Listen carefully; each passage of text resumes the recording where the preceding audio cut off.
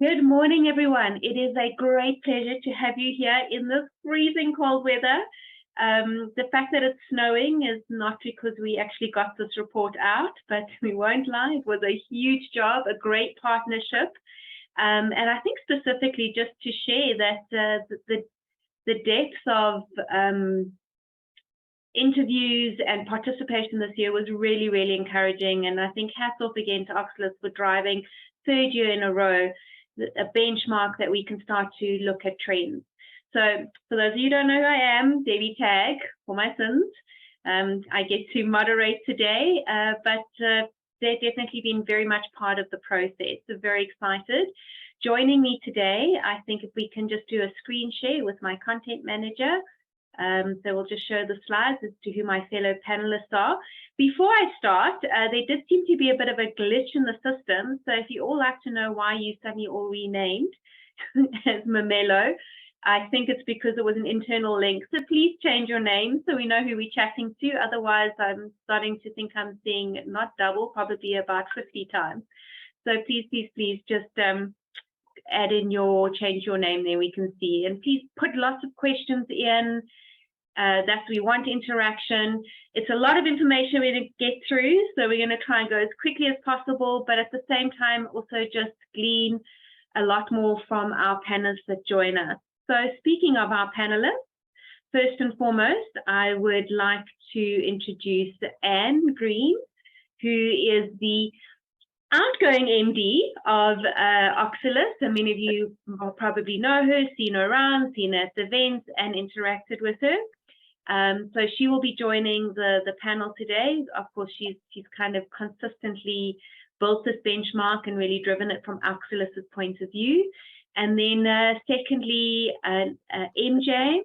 So we just want to find and spotlight him here quickly. There we go. And there we go, MJ Broadhurst, who is the incoming MD of Oxalys. So this is perfect timing for industry to meet someone that's got a lot of passion, a lot of drive, and really looking forward to getting to know you better. And then our panelists. I know we are struggling a little bit with getting in one of the panelists, so hopefully she comes soon.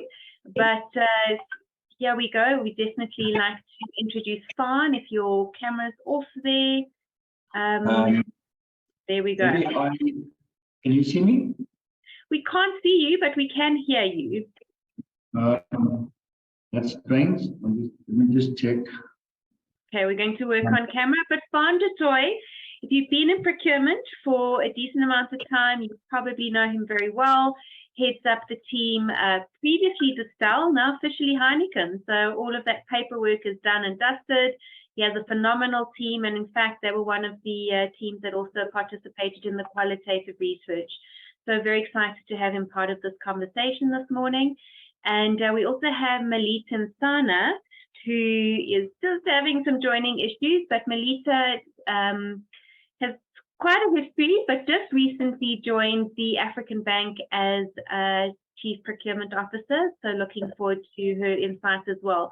Something as well that's quite special is that she did a lot of the commentary on the results. So she knows also the nuts and bolts of the survey. So looking forward to her industry expertise and as well as what she's added to the value of this year's report. So without further ado, I'm going to hand over to MJ, who will just take you through the brief introduction, kind of, who, what, some of those demographics, and then we'll get into the nitty-gritty. So over to you, MJ.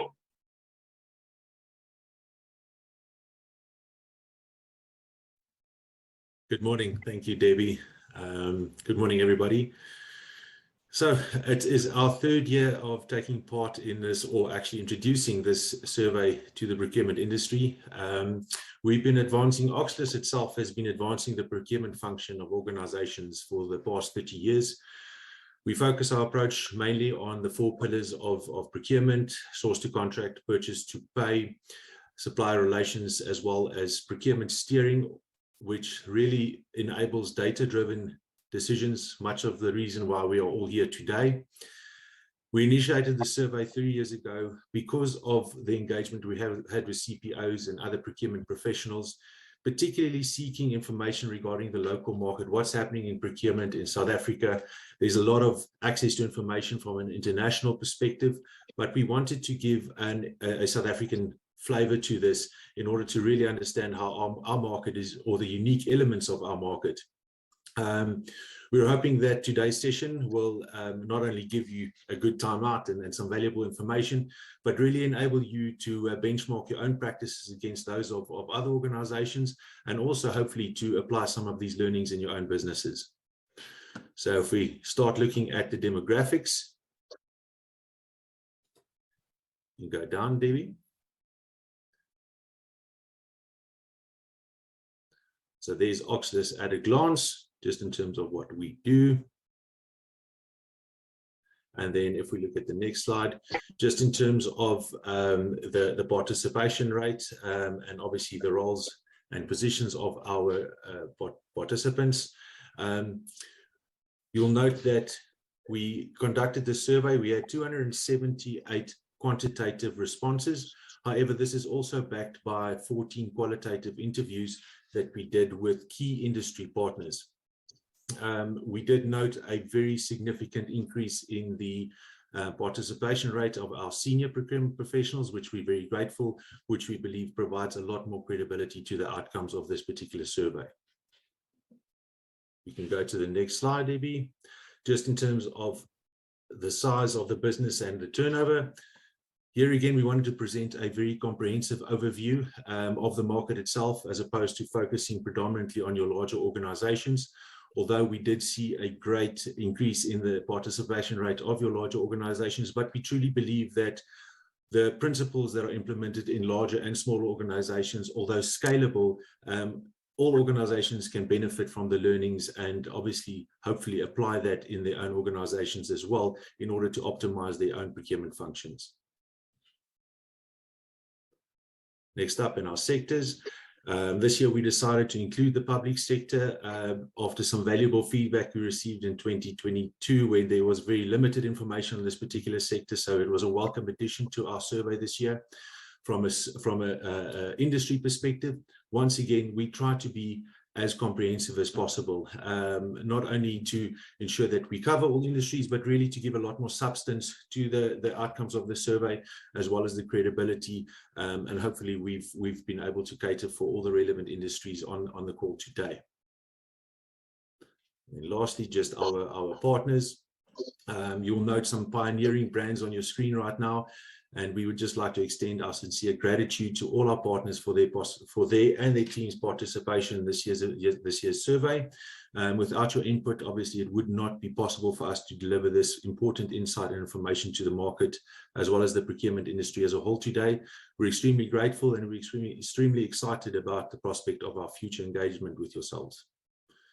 From me, that's all for today. Enjoy it. And yeah, hopefully there are some great learnings for everybody in the session.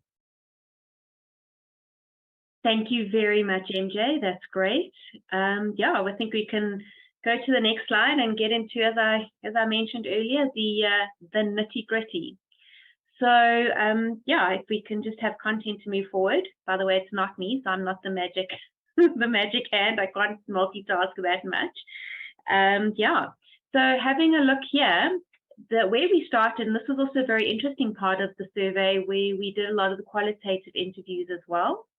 So you will see that the question was, how would you define top procurement priority for 2023 in your organization? Nothing changed much from 2022 in terms of being a substantial shift. So as we can see here, that it's still very much reducing supply risk and continuity, and cost reduction still very much being at the top of the survey.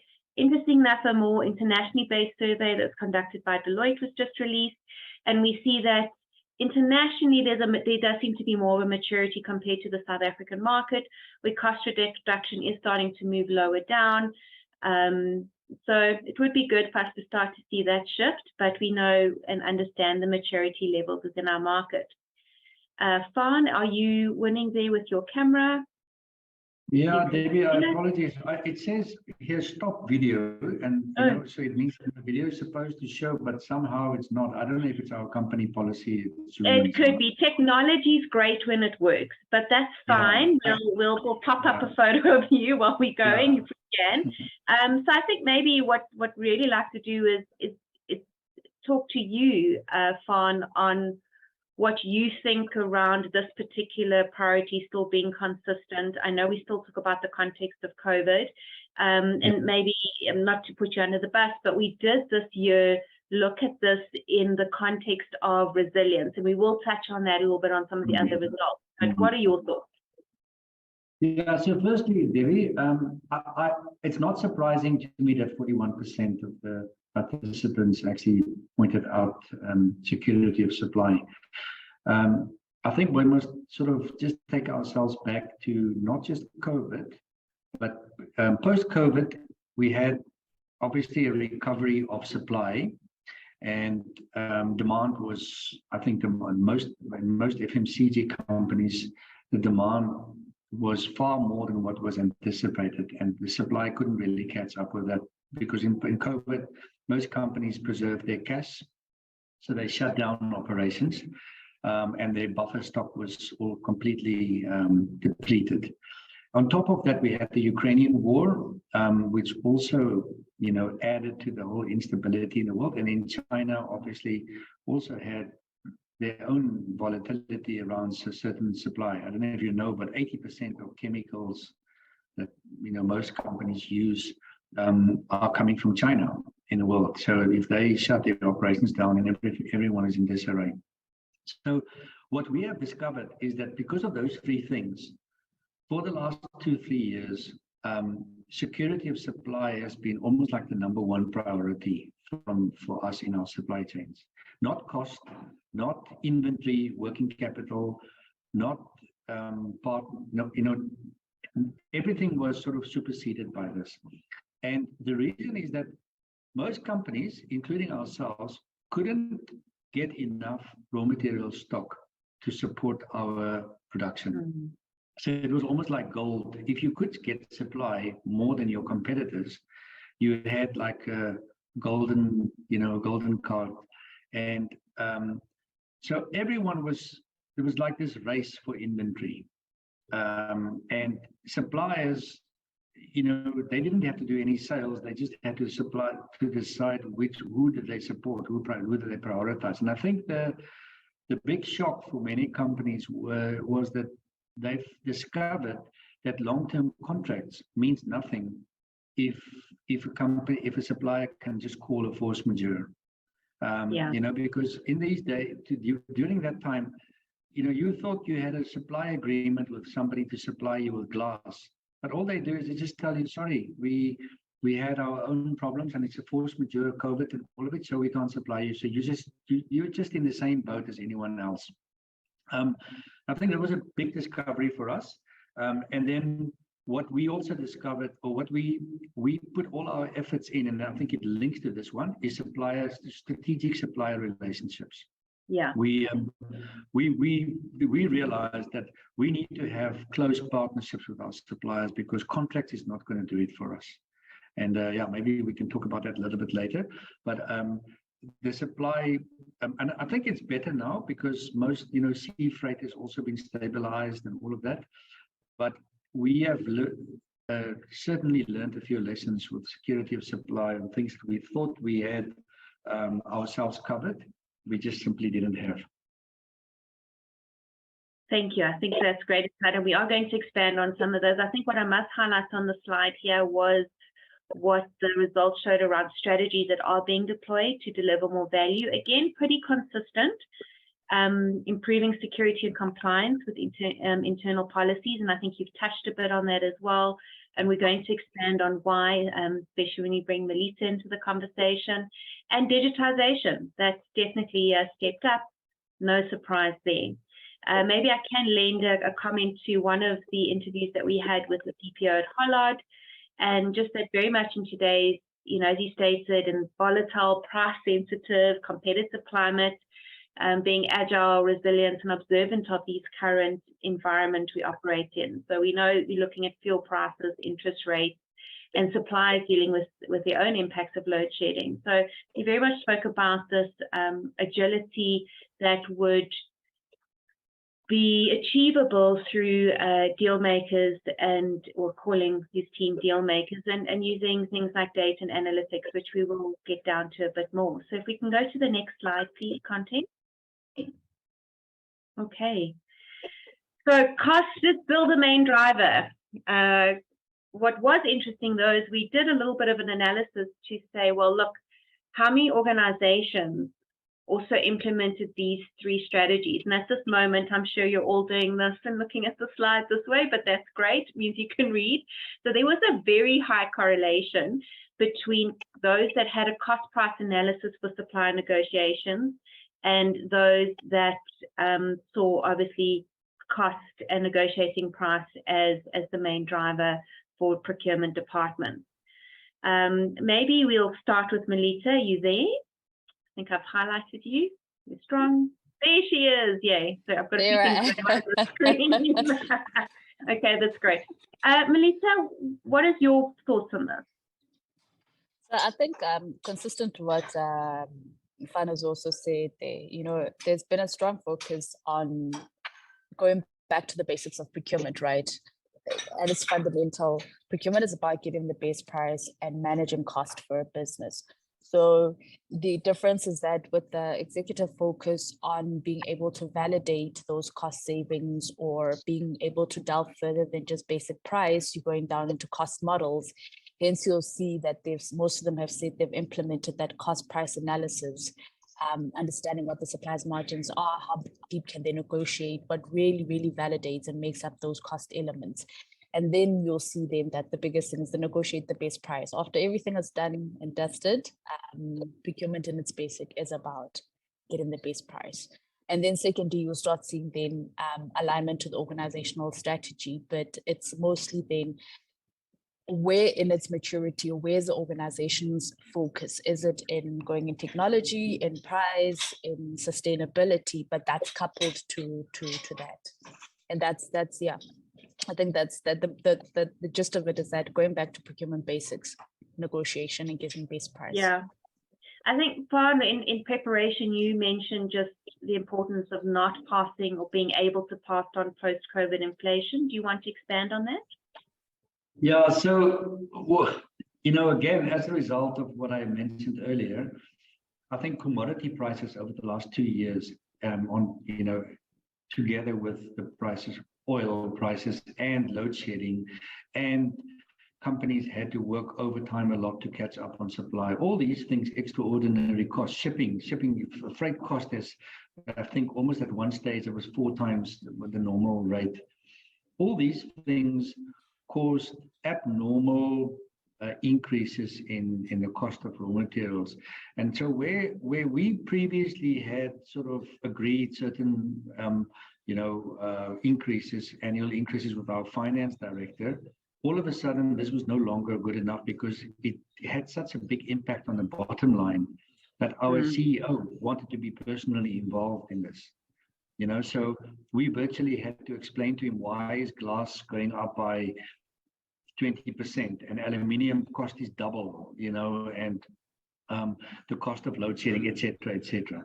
And then, of course, on top of that, even the rand devaluated against the dollar was very volatile as well. So I think we ended up doing a lot more analysis paralysis and reporting, shoot cost models. We had to do benchmarking on what do other companies experience, what is happening in the rest of the globe.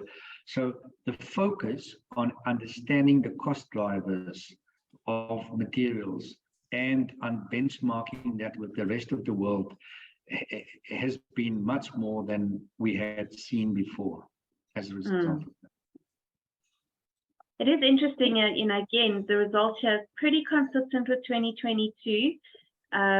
Still, the fact that the drivers of procurement is the classic strategy of cost leadership rather than differentiation on innovation. So it will be interesting to see where that goes into 2024. But I don't know, in the typical South African context, as you've both touched on, I think we've got external market forces that are just very real to the procurement department. So if we can move on to the next slide, please. This is, we asked a couple of classic questions to unpack procurement's performance and maturity. So I think it's, if you push a couple of buttons there, my content lady, you'll see that, you know, we kind of see where the respondents are lying in their procurement teams. A little bit more move to a mature organizations where they've got buy-in and maturity from the senior management. Figure 1, we see 62% covering more strategic mature, so high advanced. And we did see a marked increase from 2022 results where we saw procurement. So I thought this was quite an interesting one where they rated procurement's impact on organizations. So if you have a look at game-changing and somewhat significant, which are, you know, two pretty on the positive side of the scale, 92% stated that they felt procurement really did have a big impact. So I think that is positive. But let's have a look at the KPIs. What moved and what didn't? So I'm going to pick on Melita in this one. Typically things stayed quite consistent, but if you delve a little deeper, we see something interesting. And maybe I could ask your thoughts, what, again, coming up quite strong, process, compliance, as you saw in the earlier slides. What do you think about this, Melita? So Debbie, you know, the one thing that has happened is, and again, touching on what Van had said, COVID meant purchasing in panic, sourcing in panic, managing risk at the end of the day. And that we've calmed out of it. The fact that there's so much emphasis on the process compliance goes back to the fact that governance is an element that is being strongly driven for most of the organizations, because it's actually the net that keeps it all in. So if we can't justify, you know, the processes that we're undertaking within procurement, how we're spending the money, then it all falls apart. So you'll see that more and more there's been a focus of, we're done with the panic buying, we need to do cost savings, but there needs to be proper documented processes. There needs to be compliance to these processes to make sure that we go back to good governance. And that's what's strongly coming out in there. And it also then reinforces the element of risk management, because in managing an organization's risk, it has to do with the compliance. If you're compliant with the processes that have been dictated or advised, then our risk that sits within an organization and within procurement then is lowered. And I mean, we're seeing this, I think in one scene in Indaba, theme released, do risk right. I think it's a bit of a challenge on seeing it as mitigating risk and maybe finding ways to use that risk to be innovative, but I'm challenging our audience today on that. Fawn, process compliance talks a lot to reporting. What are your thoughts?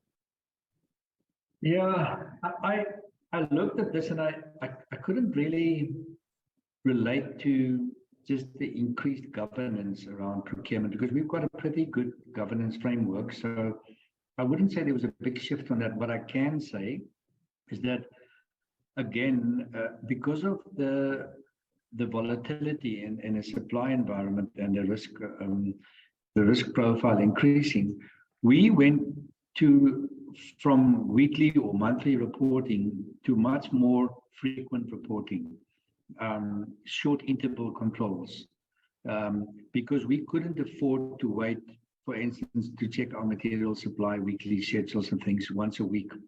The shipping schedules we check it once a week. That became daily because it became so critical. You couldn't afford to stick to your normal routine and process. So we had to adapt to that and, you know, put more resources behind that as well, and increase our short interval controls, more reporting, more information that our CEO, the top team wanted to know. You know, why is this late? Why are we not having this? Why can we not supply that? So we developed a lot of reports out of our ERP system, but also out of Coupa that we use and so on, just to give us that visibility on a daily basis. The dashboards, KPIs that we used to look at once a month became now weekly and daily. So that I can relate to, definitely. I think we must highlight this a little later in the survey as well, where we will see just how ERP systems and procurement digital transformation is being approached, and actually how important a less transactional view is. So I'm going to lean a bit on Anne when we get to that, because it shows possibly a disconnect. I will state two things on the scale of KPIs that have been reached or not reached. ESG still very much falling behind. We will look at a specific section on there, so that's why it's highlighted there. We're seeing a lot just as smart procurement. Everyone's talking sustainability. It's a lot of buzzword, but the reality and the implications and how to implement, I think we're still not quite there. If you do look as well, the highest unmet KPI was cost reduction. And I can presume from my side that really comes from, again, these market dynamics, load shedding, on costs that almost make it impossible.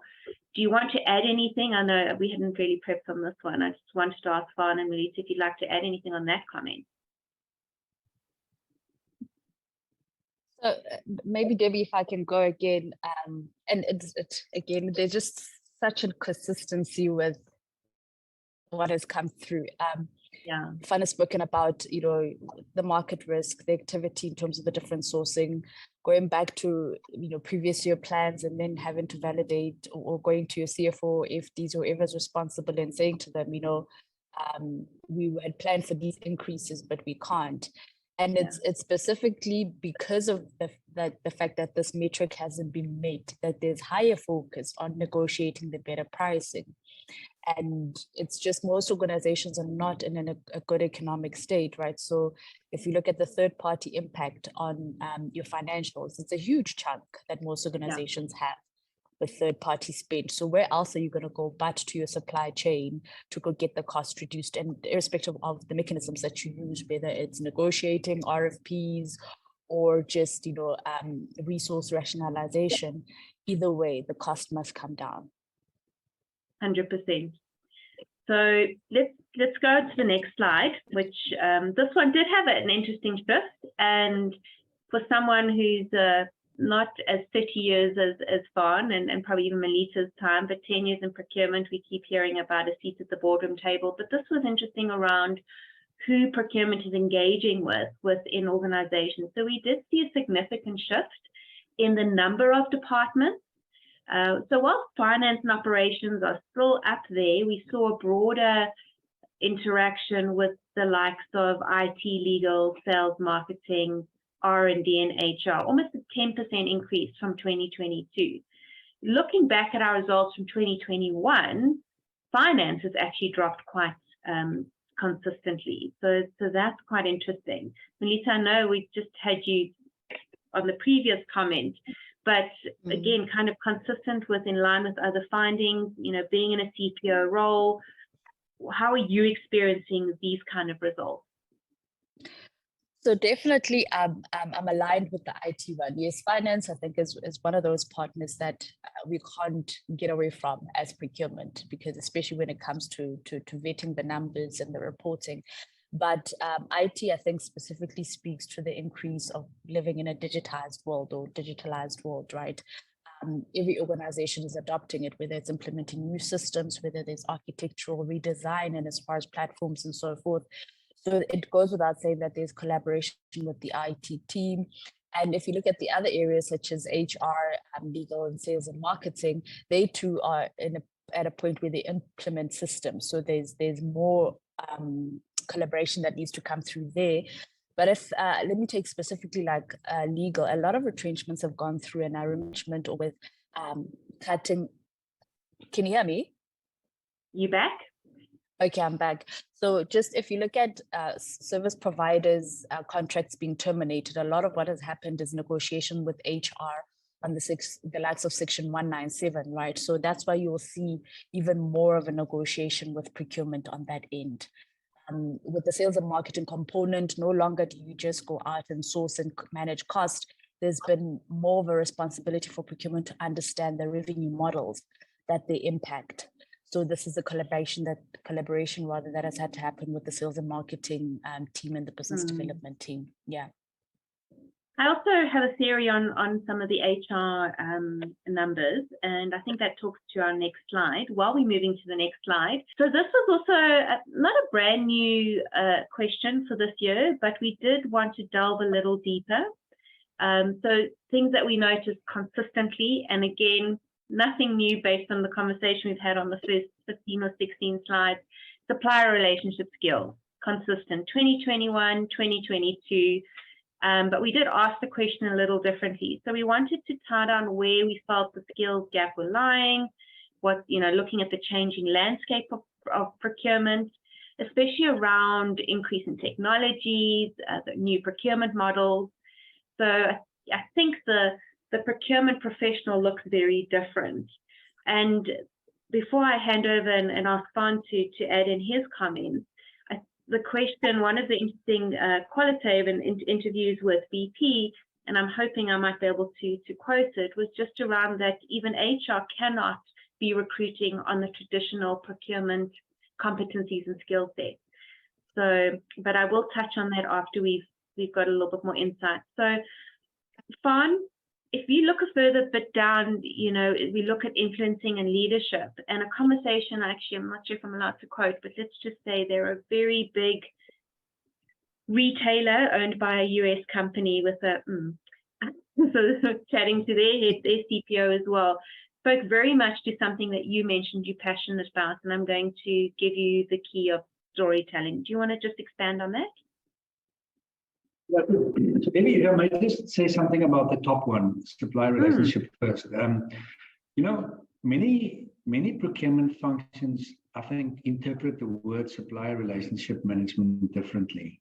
Some companies still follow the old school philosophy of I'm the supplier and I'm the king, and the supplier has to sort of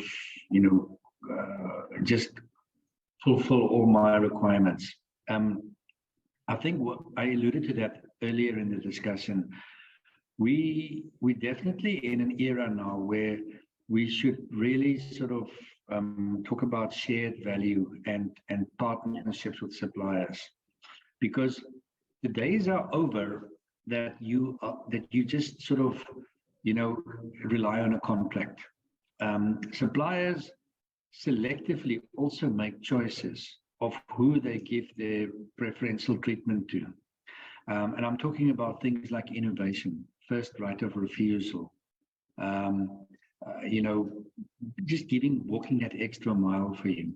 We certainly saw that, and I'm not saying we're getting everything right, but a simple thing, I'll give you an example. We, during COVID, we couldn't pay our suppliers.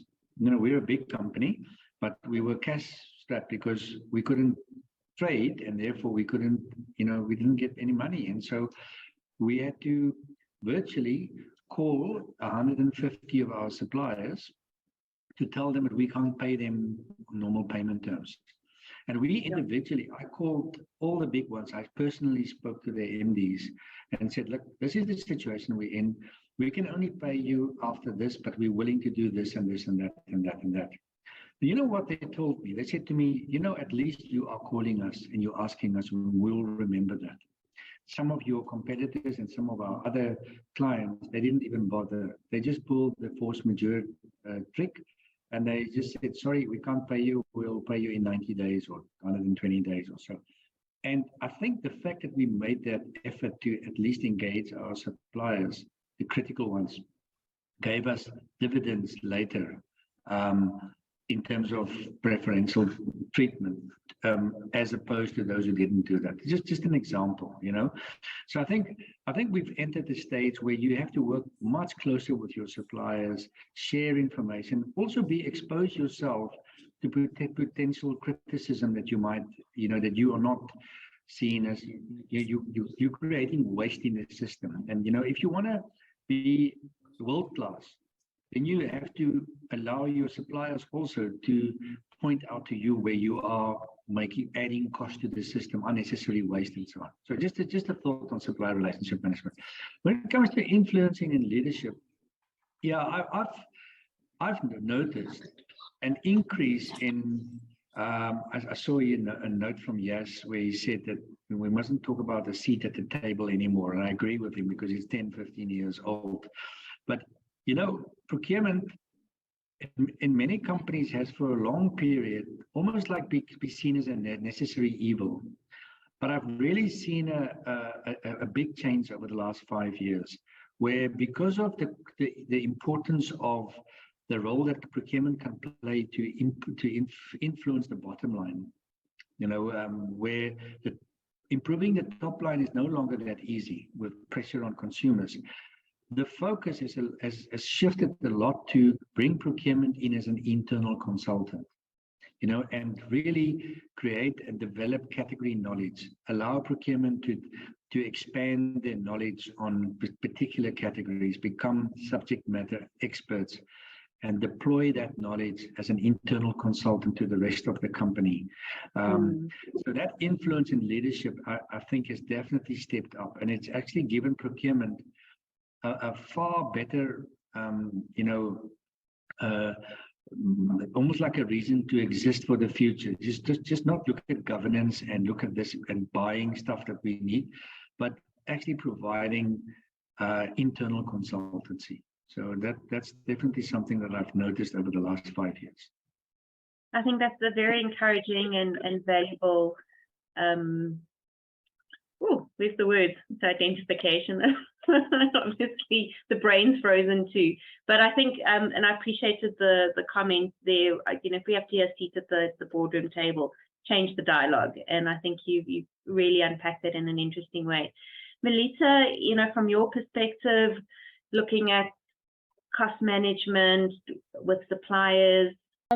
So again, looking at those in cost management, but I love what Fan has said in terms of supplier relationship management, right? And how procurement shows up in the relationship. If you'll see, what has happened is most companies have gone, from a transactional relationship to value add partner in terms of their supply chains. And it's only once you engage suppliers as strategic partners that you're able to have the conversations openly about your vulnerability on your own costs and their costs, right? Because if you just go ahead and negotiate on this thing costs us 10 Rand, we wanted a 950, it's very transactional, it's very adversarial. But if we're able to sit down and say the impact of this thing costing me 10 Rand versus a 9 Rand in my company, in my supply chain, can we empathize, supplier? That becomes a different conversation. That becomes a different approach. It's more of a value partner, empathy driven, rather than just you're my supplier, you must deliver, and I am the customer. So definitely there are different strategies that can be applied or deployed in getting those cost savings, cost reduction, but on a basic, as Fan has said, it's how you manage that relationship with your service providers, because at the end of the day, they can make or break you. Yeah. I almost feel like the top 3 critical skills there is almost the magical trio. If you know what's going on in your supply market, you've got eyes and ears, your analysis is 100%. So again, coming down to that data, and as Fan was saying, getting those reports almost daily, not monthly. And then the relationships, that's where things start to work. I do want to comment on digital procurement. I mean, you can see it's strong there. Again, one of the interesting, I alluded to it earlier, interviews with the head of procurement from BP, Lusani Garin, who also participated. And I loved the way he put it. He said, new frameworks are needed by human resource departments when hiring procurement functions. So if they state that it's to negotiate, write contracts, and understand strategic sourcing, it has to change. What you're looking for is business partnering skills and technology skills. Stakeholders must be managed along with corruption, regulation, and uncertainty. And we need to create a new definition for procurement. And I thought he just hit the nail on the head really, really well there. So speaking of technology skills and digital, let's get to our third section, from maturity to digital transformation. Just making sure we moved across there. Yeah, we can go to the next slide. These are all in the report, which will be released. But again, 2 quotes that I think hit the nail on the head. Woolworths has also just undergone a massive digital transformation. So CPO there, head of non-trade procurement, Belinda West, stated that digital systems that you invest in might deliver immediate value, but the greater value lies in the long term, in the build-up of the intel, in the build-up, the history, and the ability to replicate and move with greater agility. And just again, kind of aligning on that history and ability and insight, we see the head of non-claims procurement at Hollard, Marvin Seti. He quotes the CEO saying, "I dream of a world where we have a single view of the customer." I think we all do. For me, the #1 barrier to digital transformation is data quality. We all know rubbish in, rubbish out, and system integration. So a fragmented view hampers visibility, delivers poor data. Data quality impacts our business selection and placement. It affects our ability to negotiate, leverage, and analysis where we are spending, and to be able to accurately forecast demand. So very interesting again around the long-term view and data analysis and data integrity. So if we go now to our next slide, couple of comparisons from what we've seen over the years. So the barriers to digital transformation, again, kind of consistent. We're looking at budget restrictions. We're looking at lack of understanding of digital solutions. So it really does make sense. And I'd like to bring in Anne, if you are there. We can just add you to the spotlight. Yeah, definitely. So yes, Debbie, I feel like it's really consistent, especially the first one, budget restriction, right? It's really consistent with what we found in the previous slides about cost reduction being the top priority, about it also being one of the frequent strategies being implemented in the organization. And I feel like that's also speak about the need for a more cost-effective and be a more flexible offering of digital procurement solution in the market, so that we can lower the entry cost and have a quicker return on investment. But I also think that it's critical also to look at the second barrier, the one you mentioned, lack of understanding of digital solution, right? Because decision makers, or let's say senior management, especially if the procurement department reports to the CFO of the company, they will tend to focus on the immediate, I would say, costs or the significant investments, and not really consider the more long-term benefit or the more long-term value of the system. That's what actually Belinda was saying in the previous slides, Belinda from Otis. So because we fail to demonstrate the impact on the bottom line, we fail to embark in that transformational journey. So in conclusion, I would say that if we understand the value of digital procurement solutions and their key capabilities, if we are a bit more successful, I would say, at embarking the different stakeholders in the project, cost is no longer the biggest challenge, because then you will be able to build your own roadmap, the one that will fit your budget, the one that will fit your overall organization's objective, the one that will basically prioritize the key processes you want to digitalize first. So, and that will lead to a quicker ROI. So I would say that business process prioritization is key, and also having a phased rollout, a phased approach will also help with that, with those barriers. But yeah, all in all, I can say that the numbers are pretty great. We have really good news here. 67% have already started their transformation journey, which is great. Out of those, 2/3 have already a fully implemented solution or a project under deployment. So yeah, so that's already good news for South Africa. It's interesting, and if you look at the results in a different way, so from last year, we actually saw a reduction in those that were accelerating their digital transformation, but that's because they're now in the journey. So as you say, very encouraging.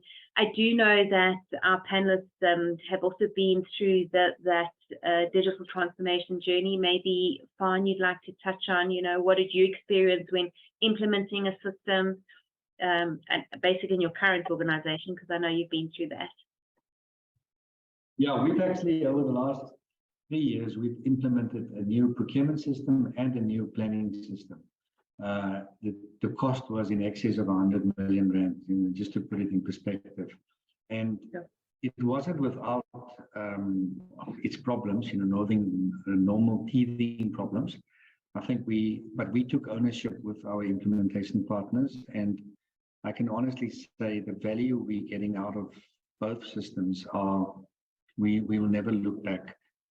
It's hard to get a system to perform, to sweat its assets, because it's easy to get the basics out, but to get a system to deliver for you what it's supposed to do and what you're paying for takes a lot of effort, commitment, teamwork, cross-functional alignment, all of that stuff. And I can say now, 3 years later, the artificial intelligence, predictive analytics, and things that we use is chalk and cheese from what we did 3-4 years ago. And I think I honestly believe it gives us a competitive advantage, because you're able to predict stuff that you couldn't do without the system. Forecasting, that you can do forecasting on a weekly basis now. Previously, we could only do it on a monthly basis. So by the time that something happens in a trade, you don't pick it up immediately. Now you see it almost like immediate impact of that. So interesting thing just on this, Debbie, is that they say that most of the systems today are they're AI systems, and there was a McKinsey report. Is very good at looking at predictive analytics and providing insights for the future. But where it still lacks is disruption monitoring. And so I think in COVID, we all thought we'd have good systems and we got good processes, and we actually most of us got caught off guard. And I think our predictive analytics, there's still some room, at least in our space, we see that there's not enough focus on learning from disruption and model that back into the system for future requirements. So that's just a thought, that I think disruption has been something that showed a few weaknesses and cracks in the system. And then the last thing is that the McKinsey's report also, it was the end of 21, so maybe it's about a year and a half later now, but they said, the participants said that only 1% of the talent they felt was sufficient for the future usage of predictive analytics and AI and where digitization is going. So that was quite shocking for me actually to read that. And I think the reality is, we look at the AI ChatGPT conversation. Yes, I can get it to do the job for me, but if I don't know to ask the right questions, I'm not going to get the right output. And I think you're touching on that skill. And just on what Faan was saying around the scenario, the disruptive approach to technology. Any thoughts on that? Yeah, definitely. We've seen this trend progressing the world, right? And because we are an international company, we also have some other clients globally. And this is definitely taken up. Not really in South Africa, not yet, I would say. But we are still hearing a lot of conversation about AI, how, as Faan explained, you can predict some key insights on what's happening on the market, or you can just basically manage your spend, because on some system you are even able to see what is the input on the system, what are the normal behavior, I would say, of your users, and based on that suggest some action or recommendation. So this is definitely something that we will be having pretty soon in South Africa as well. Okay, I think let's move on to the next slide. I am conscious of time. and I think something we want to just unpack here, and we've been touching on it in little bits in the discussion so far. So if you look at this view on digital priorities for procurement, what's pretty obvious, so sorry, first we kind of see maybe more on the right, and you know, this is your sweet spot, but we're seeing something still being too transactional. What do you see? Exactly. So if you take the procurement cycle, you have upstream, so your sourcing, your contract, your RFP management, and you have downstream, what we call transactional. So invoice management, your good receipts, your ordering process. So processes like that. And if you look at the result here, you can see that the top one being invoices, invoice management, ordering process, and supply onboarding are the ones that are being digitalized first. And of course, we wonder why, because not like there's nothing else on the upstream part of the process. So I would say that the reason why, first of all, is because this is where you can get your first quick wins. Having a nice interface when your requisitioners or requesters can log in and just order what they need for their daily operation is good, and it's easy to use, and you can have a lot of quick wins, as I said. But also, if you look at the first figure on the left side, and you look at what systems are being used by procurement department or just organization, you would see that most organizations use their ERP system to digitalize their procurement processes. And it happens that most ERP systems only cover those 3 key processes. So what I'm saying in essence is that the system that you use defines the processes that will be first automated, not your IT or procurement roadmap, not your overall business strategy, not the key processes that you would like to have because they are core to your business, just the system that your organization happens to use. And that can be also a concern. I mean, really, Fawn, what you highlighted was just how Distell, now Heineken, really approached your digital transformation, and it wasn't going just with the current, what you had. You went for a full solution, and you looked for a very strategic solution, and you, as you were saying, you're seeing the impact of that on the business decision making. So proof is in the pudding. Shall we go to the next section? So this is an interesting one for this year. We did ask very specific questions around public sector procurement. If we can just move slides, please. Wonderful. Next. Great. So previously, we had more generic questions, and of course, our public sector participants have answered up until this point, so it's still very relevant. We did, by the way, also at many points in the results, extract public sector or add public sector back in to see if it made a difference. And reality is, up to this point, and all the questions above it didn't. But we're going to see some of probably facts and figures we already know. And this year's survey, when we looked, did reveal some concerning trends. And one of the most concerning really was if you can see there, the time it takes to conclude a tender. So 2/3 of tenders exceed the expected 3-month turnaround. So the problem is that this means that the budgets are not being spent, and wait, service delivery is suffering. So we kind of know that, it's a bit obvious. We had, unfortunately, our panel, which we do acknowledge, Tandipino in the full report, couldn't join us this morning. So I'm wearing the hat. I'm by no means the expert, but I'm here to share. So, you know, looking from the panel and what was explained, we know that it seems to be, we're seeing a lack of ownership for the procurement plan. And business stakeholders in these various organizations are not always involved in the procurement process. And then, of course, leads to delays. And I think there's no surprise if you're kind of in private sector, how many tenders just don't get awarded.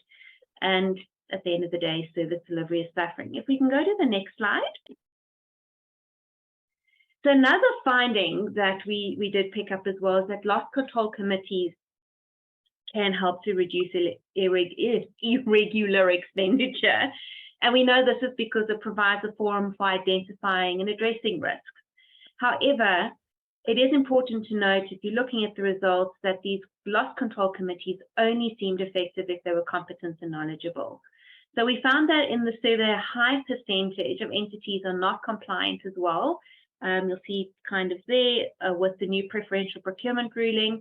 We know that's a big concern, can lead to legal problems. There's a lot of flux in public sector at the moment. We're actually looking forward to just helping support with the National Treasury and the various provincial treasuries coming to Indaba, looking at as the new public procurement bill is coming into play. We know we had the preferential procurement ruling in January, well, end of last year, and the changes into January. So it's a very, very tumultuous time. But at the same time, the idea is to hopefully move away from this and improve on things like service delivery. I know we've got some other experts in the audience, and they could probably spend a couple of hours on this. But we do hope to expand a little bit more on these results at the Indaba in September as well. But thank you for everyone's support for helping us get a little more benchmarking and facts and figures to know exactly what's happening. So please put your comments on the side as well. I know Sean, I think I saw you, Sean Scott, if you've got any questions on this or some thoughts, throw it in there. And we're also busy having a debate on LinkedIn around this. So last but not least, next section, looking at our sustainability. So if we can just move to the slide. Okay. Yeah. No radical changes. I don't know if it's a good or bad thing. So it still seems to be ESG is grossly misunderstood. But we realize that. I think unless you're part of a global organization who's implementing it already from, social responsibility and really understanding the different legs of ESG and is really understanding the financial implications and the positive that it could be with an organization, then we're seeing, more positive results. But look, it is moving forward. Melita, I know in our conversations, I think we have to make a comment as to maybe the fact that ESG is still sitting too much from a historical point of view in South Africa. What do you think? So, I love this analysis and what it says that ESG is coming up tops and, that the projects are still there. And if you look at ESG, they're very environmental, the social and the governance, right? And procurement falls within strongly rather driving an ESG in the social element, which then has to do with diversity and inclusion. And that's why you're seeing that South Africa in its context under BE has done so well under this element, because the social speaks to diversity and inclusion, and we, in terms of the BE Act and the legislation around it and the activity around it, are so well encompassed and advanced in driving these. So ESD, that's why you'll see it so popping out so much in there. But also on the matters of localization, if you look at the social elements, they look at inclusivity of minorities. In our context, it would be historically disadvantaged, which would be the Black people, the veterans and the youth and so forth, but also women-owned entities are quite big in there. So it's an interesting one to look at that. Yes, we say, sustainability is the new buzzword, ESG is the new buzzword, and people don't know what to do with it. But in actual fact, if you delve into it properly, a lot of organizations are doing the ESG elements. There's a high impact on environmental, or rather high focus on environmental aspects within the supply chain and making sure that there's sustainability on that end. There's a social element, which is diversity and inclusion, specifically ESDB in South Africa, but in other areas, just making sure that minorities are included. And then the governance element as well within procurement is, we've said that policy compliance drives everything. So underpinned as well as in that ESD element. When you get to view the full report to our audience, there were some questions also around ED and how much had been achieved over the last 2 years. And something I found interesting as to how far ahead people were planning. And it seemed to be the sweet spot is 2 years. And no one was achieving the ESD if they were looking 5 years ahead. So that's also something maybe to consider. Okay. Are you seeing me there? Yeah, we can see you. Okay. So yeah, I think, ladies and gents, can you believe it? And there's a lot more detail in the full report. We could take 2 hours. I know we kind of booked you for that, anticipating a little bit of overflow. But maybe if I can ask Fawn to come back onto to join us. Melita's still with us. MJ as well, if you'd like to join us. And we're quite happy to also just open up to the audience. So just give me a second so I can also navigate. And maybe, oh, Fawn, your camera. Everyone knows what you look like. Welcome. I went to my iPad and I logged in. Well done. There are many ways to troubleshoot. Well done.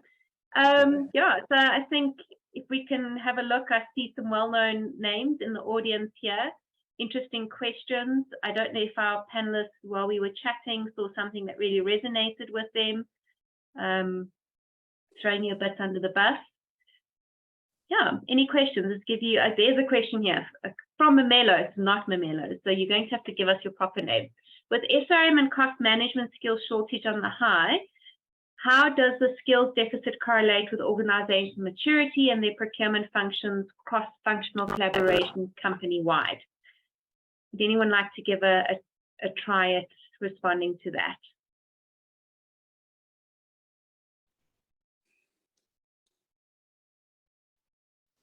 So we kind of address it in our answer.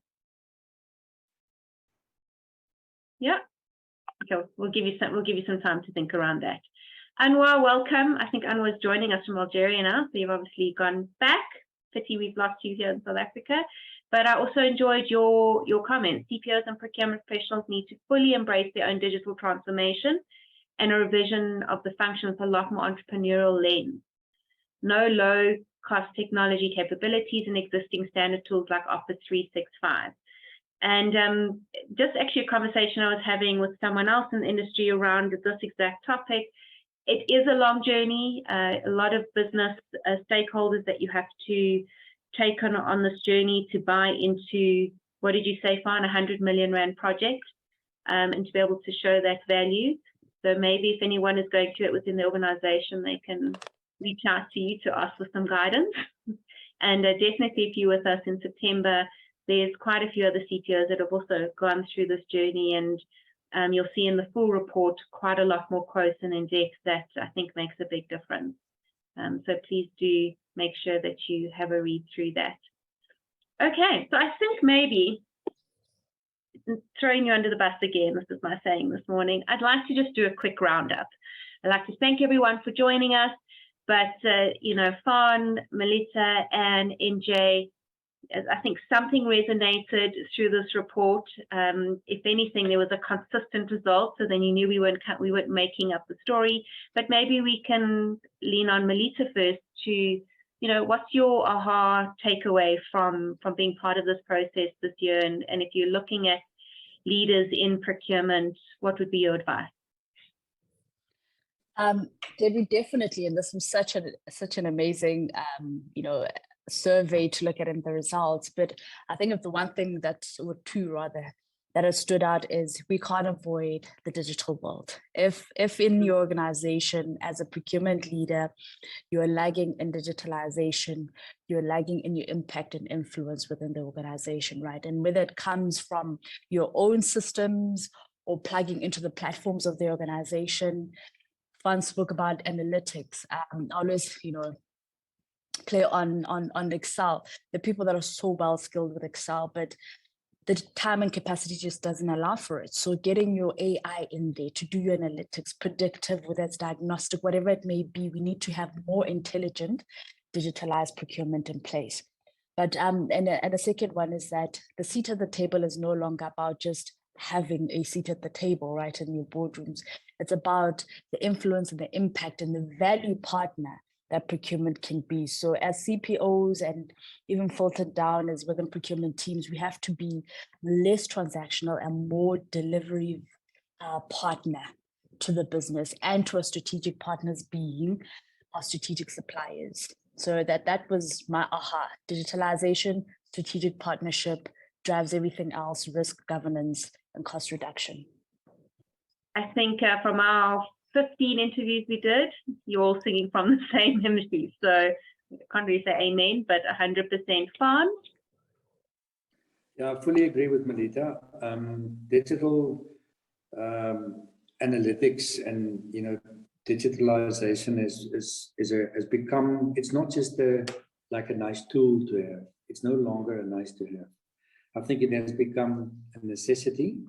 And I'm sorry to say, but those companies who are not going to invest in that, not everyone can invest the same amount because there are lots of smaller companies as well. But some form of digitalization needs to be, you have to invest. I mean, there's nowadays the nicest apps, just apps on your phone, to scan stock or inventory or whatever, things like this, and learn from it. I think that's, for me, a key takeout is that if you want to stay in the game, you have to invest in digitalization, and if you don't, you might become irrelevant. Because the benefit that it gives you and the insights it gives you is just too big to ignore. That's the one thing I want to say. And I think the other thing is that it's a little bit like Y2K at the end of the 1999.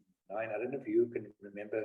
Everyone was this obsessed with Y2K, and IT people could almost like write a blanket check for their salaries. They became rock stars. That's our time now. And I think what we must just be careful. Is it our time now? We must just be careful that digitization is not just a buzzword, and everyone wants to have it, but they're not actually utilizing it as a competitive advantage. And I think it's, there's a lot of information on the internet. There's a lot of people who have successfully deployed that. There's analytics that we haven't even touched yet that we have in our systems, that we're still learning.